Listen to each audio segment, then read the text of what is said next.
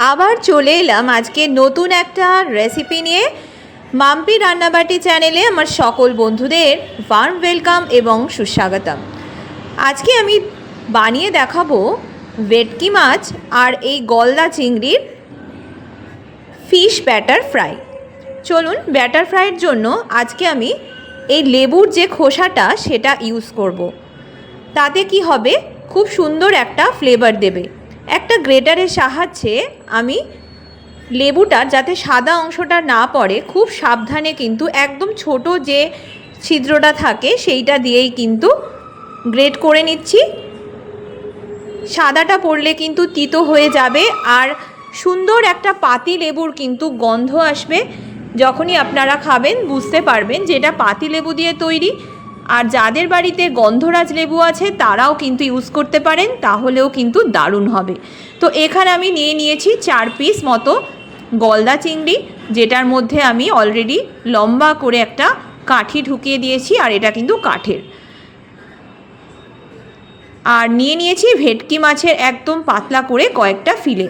প্রথমেই লেবুটা তো দেখালাম গ্রেট করে দিতে, তারপরে নুন, গোলমরিচের গুঁড়ো আর 2 চামচ মতো সর্ষের তেল। এই সমস্ত উপকরণ দিয়ে প্রথমে আমরা এটাকে ভালো করে মাখিয়ে ফ্রিজে রেখে দেব। এরপরে দিয়ে দিচ্ছি, ফ্রিজে কিন্তু ছিল এটা মোটামুটি 10 মিনিট মতো। তারপরে আমি দিয়ে দিচ্ছি এখানে লেবুর রস। লেবুর রসটা দিলে ট্যাঙ্গি ফ্লেভার আসবে, খেতে ভালো লাগবে।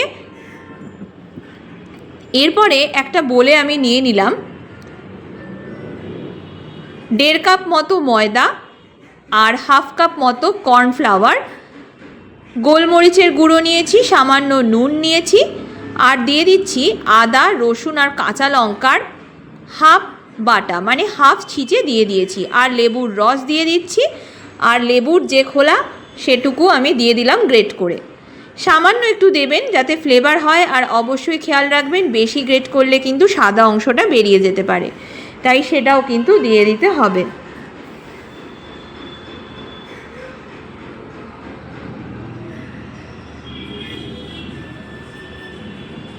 এই সমস্ত উপকরণগুলো দিয়ে দেওয়ার পরে এরপরে আমি দিয়ে দিচ্ছি বেকিং পাউডার। 1/2 চামচ বেকিং পাউডার দিয়ে দেবেন, আর 1/2 চামচ বেকিং সোডা আমি একসাথে মিক্স করে দিয়ে দিয়েছি, আর একটা ডিম। ভালো করে এবার সমস্ত উপকরণটা মিক্স করে নিতে হবে, আর হাতের সাহায্যেই ভালো করে মিক্স করে নেবেন, তাহলে কিন্তু দুর্দান্ত খেতে হবে আর ইভেনলি মিশে যাবে, কোথাও কম বেশি হবে না। তাই হাতে করেই কিন্তু ব্যাটারটা ভালো করে আগে প্রথমে হাত দিয়ে ভালো করে ময়দাটা মেখে নিয়ে তারপরে এটা কিন্তু ফ্রিজের ঠান্ডা জল, একদম চিল্ড ওয়াটার ইউজ করতে হবে। আর যদি ফ্রিজের জল আপনি না ইউজ করেন তাহলে আইস কিউব কয়েকটা দিয়ে দিলেই হবে। যত আপনি ঠান্ডা জল এটা ইউজ করবেন তত কিন্তু সুন্দর একটা ব্যাটার হবে, ক্রিস্পি হবে। আর এটা কিন্তু বেশি পাতলাও হবে না, বেশি মোটাও হবে না, যাতে মাছের গায়ে খুব সুন্দরভাবে লেগে থাকে, ঠিক সেইভাবেই কিন্তু আমাদের বানাতে হবে। বেকিং পাউডার আর বেকিং সোডা অবশ্যই দেওয়ার চেষ্টা করবেন, আর এই ঠান্ডা জল, এই সবগুলো উপকরণ কিন্তু আমি আপনাদের ভালোভাবে বলে দিয়েছি। যদি কোথাও অসুবিধা হয় আপনারা আমাকে কমেন্ট সেকশানে কমেন্ট করেও জানতে পারেন, বা বারবার ভিডিওটাকে আপনি যদি দেখেন তাহলেও কিন্তু বুঝতে পেরে যাবেন কতটা করে কোয়ান্টিটি আমি বলেছি।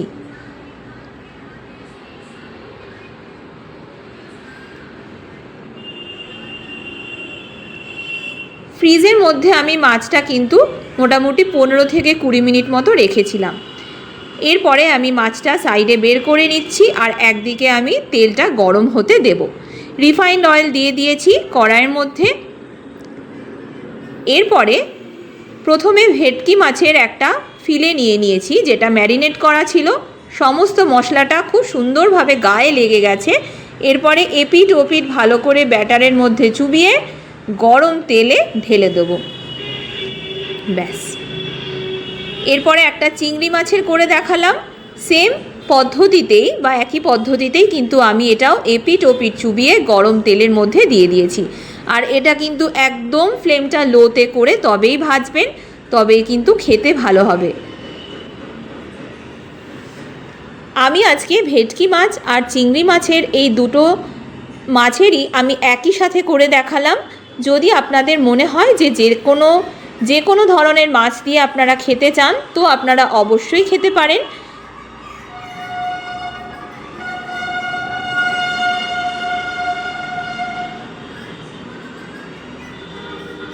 তো এইভাবে সমস্ত মাছগুলো আমি প্রথম ব্যাচে আমি ছেড়েছিলাম 4টে মতো, 3-4টে মতো, যেরকম যার কড়াইয়ের সাইজ ঠিক সেইভাবে কিন্তু ভাজতে হবে।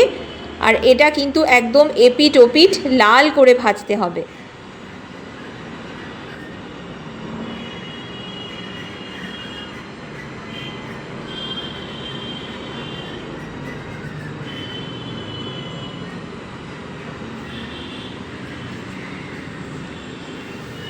আমি এর আগের দিন দেখিয়েছিলাম ভেটকি মাছের আরও একটা রেসিপি। যারা দেখেছেন তারা একবার আমাকে কমেন্টে জানান তো যে তাদের কেমন লেগেছে। আমি বানিয়েছিলাম ফিশ ফ্রাই আর ফিশ ফিঙ্গার, দুটোই আমি একসাথে বানিয়ে আপনাদেরকে দেখিয়েছিলাম।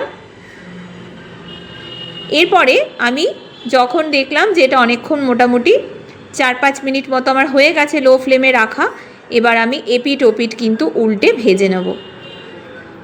লাল করে ভাজতে হবে আর একদম লো ফ্লেমে ভাজবেন, তাহলে মাছটা একদম সুসিদ্ধ হয়ে যাবে।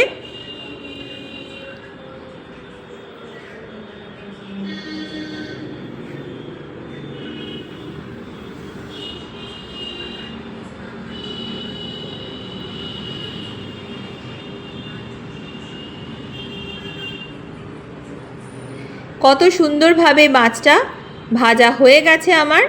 এরপরে আমি প্লেটে কিন্তু সার্ভ করে দেব গ্রিন চাটনির সাথে আর মাস্টার্ড সসের সাথে আর কিছু স্যালাডের সাথে।